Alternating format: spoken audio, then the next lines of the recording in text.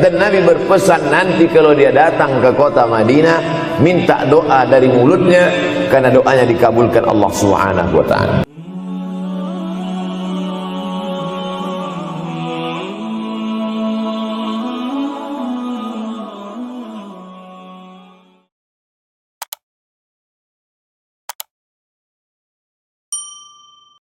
Ada seorang laki-laki, kata Nabi, kalau nanti dia datang kemari minta doa sama dia karena doanya makbul. Sahabat heran, karena sahabat itu definisinya man laqiyan Nabi sallallahu alaihi wasallam wa amana bihi wa mata 'alal Islam. 3 definisi sahabat: orang yang berjumpa dengan Nabi, beriman dengan Nabi, dan matinya dalam keadaan Islam. Maka itu disebut dengan sahabat menurut ilmu hadis. Makanya ketika saya menjelaskan itu ke mahasiswa, Aisyah yang merupakan sahabat Nabi, komplain mahasiswa, mohon maaf Ustaz keliru, Aisyah itu bukan sahabat tapi istrinya. Kita bicara ilmu hadis. Makna sahabat, man laqiyan Nabi, berjumpa dengan Nabi, wa amana bihi, beriman dengan Nabi, wa mata 'alal Islam, mati dalam keadaan Islam. Abu Lahab ketemu dengan Nabi tapi tidak beriman dengan Nabi dan mati dalam keadaan kafir, maka tidak masuk golongan sahabat.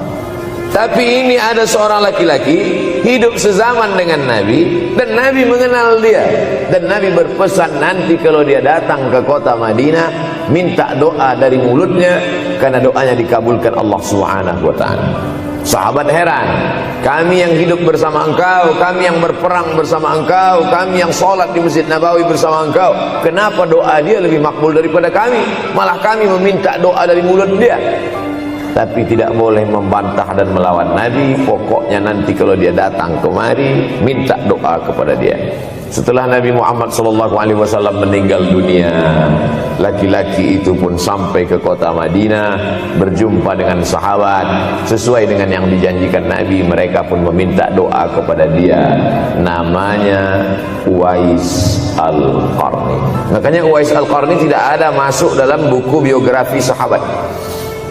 Kalau mau mencari biografi sahabat Nabi, buka kitab namanya Al-Isabah fi Tamyizis Sahabah, atau baca juga Usudul Ghabah fi Ma'rifatis Sahabah, atau baca juga Al-Isti'ab fi Ma'rifatil Ashab.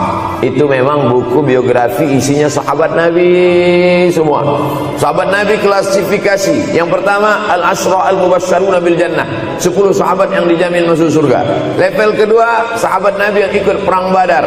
Berikutnya, sahabat Nabi yang masuk Islam sebelum hijrah. Berikutnya, barulah ujung sahabat Nabi masuk Islamnya setelah hijrah, setelah Islam kuat, barulah dia masuk Islam. Tapi nama Uwais Al-Qarni tidak ada di dalam, karena dia tidak cukup syarat untuk menjadi sahabat, karena dia tidak pernah berjumpa langsung dengan Nabi Muhammad sallallahu alaihi wasallam.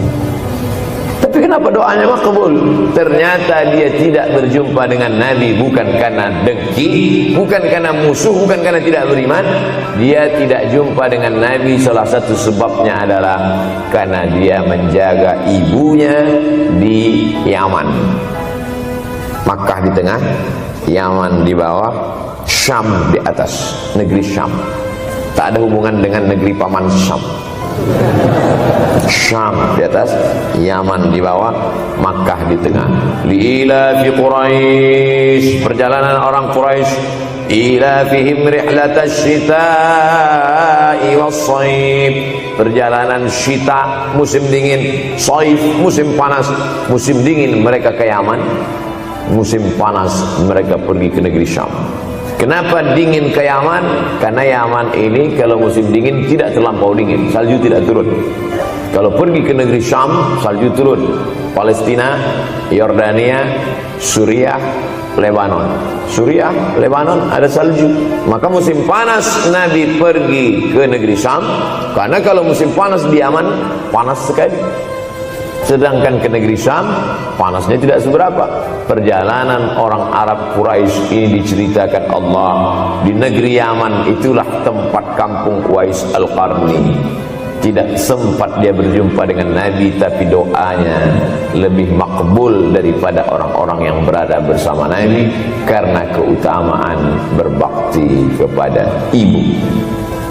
Kalau sama ayah boleh ngelawan Pak Ustaz? Enggak juga. Jangan ini nanti dijadikan dalil. Kamu kenapa lawan bapak? Ada seorang laki-laki.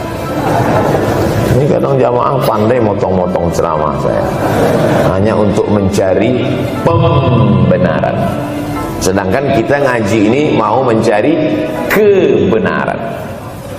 1000 dalil bagi orang untuk mencari kebenaran, tapi ada 1001 hujjah untuk orang yang suka mencari pembenaran. Nah, jadi kalau saya bicara tentang ibu, sesungguhnya ayah sudah masuk. Karena tanpa ayah kita juga bukan apa-apa dan bukan siapa-siapa, walaupun jatah ayah sepertiga, sedangkan ibu lebih daripada itu. Man ahaqqun nas bi husni suhbati, siapa orang yang paling layak mendapatkan baktiku ya Rasulullah? Ummuka. Summa man, siapa lagi? Ummuka. Summa man, siapa lagi? Ummuka. Summa man, abuka.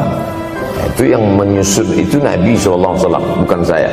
Itu makanya ibumu, ibumu, ibumu, bapakmu. Kenapa Nabi 3 kali? Kenapa Nabi menyebut laki-laki 1 kali, perempuan 3 kali? Karena ibumu mengandung, ibumu melahirkan, ibumu menyusukan. Siapa yang mau dapat 3 kali? Coba yang 3 ini. Mengandung, melahirkan, menyusukan. 3 ini belum bisa dilakukan oleh laki-laki dimanapun. Adapun merubah wajah sudah bisa. Makanya ada lady boy, wajah lady, betis boy. Tapi untuk mengandung tidak bisa. Ana Rahman, aku ini Rahman, kata Allah. Syaqaqtur rahim wa ja'altu lahu isman min ismi.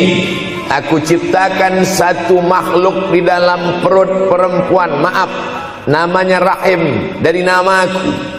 Ini yang belum bisa dibuat dokter dimanapun di dunia ini, menciptakan rahim, belum bisa. Andai terpecah rekor ini, maka kebanggaan luar biasa bagi LGBT. Tidak bisa, sampai hari kiamat tidak akan bisa, janji Allah. Karena Allah mengatakan dalam hadis qudsi, Ana Rahman ja'altu lahu isman min ismi.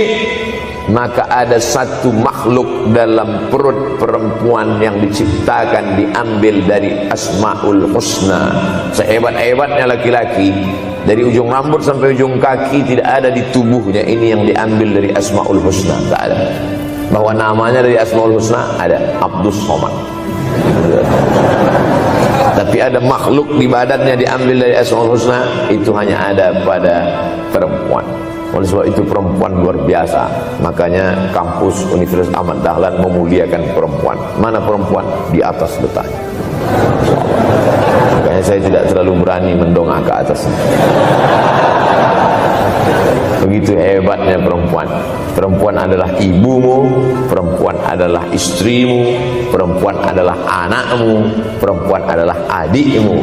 Maka saat engkau memuliakan perempuan, engkau sedang memuliakan 4 aspek dari kehidupan. Ketika Nabi Muhammad SAW diutus Allah ke atas muka bumi ini, salah satunya adalah mengajarkan manusia bagaimana menempatkan pada posisinya. Posisi dia adalah tempat kita menumpang. Ketika ada seorang laki-laki yang sudah sukses diwawancarai, siapa orang yang paling berjasa dalam hidup Anda? Dulu waktu saya merantau ke Yogyakarta, belum ada apa-apa, saya sempat numpang di rumah dia selama 4 bulan, kata seorang artis dalam sebuah wawancara. Begitu bangganya dia berkata, itulah orang paling berjasa kepada saya karena saya sempat numpang di rumahnya 4 bulan. Tapi ada yang dia lupa, bukan rumahnya yang kau tumpang, bukan ruang tamunya yang kau diami, sempat numpang di perutnya 9 bulan 10 hari, tak pernah kau sebut. Angkat tangan yang tidak menumpang di rahim, langsung dari planet Mars langsung kemari.